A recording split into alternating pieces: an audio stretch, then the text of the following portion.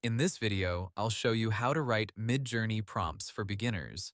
If you are new to Midjourney, the easiest way to start is by keeping your prompts simple and clear. A prompt is just the text instruction you give to Midjourney to create an image. The better your prompt is, the better your result will usually be.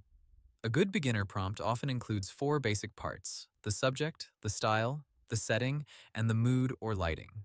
For example, instead of typing only cat, you can write a fluffy orange cat sitting on a windowsill, watercolor style, soft morning light. This gives Midjourney much more direction. Let's look at a few simple prompt examples.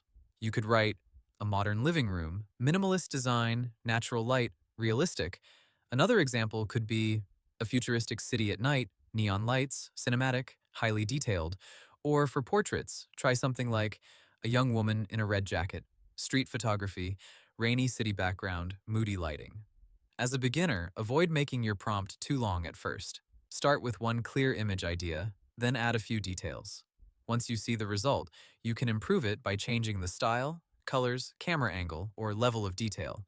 You can also experiment with popular words like realistic, cinematic, illustration, 3D render, anime style, or digital art.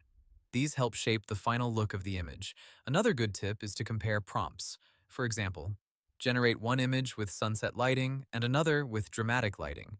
This helps you learn how different words affect the result. The best way to improve with Midjourney is practice. Start simple, test different prompt styles, and keep refining your ideas step by step. Hope the tutorial was helpful. Subscribe to my channel and see you in the next video.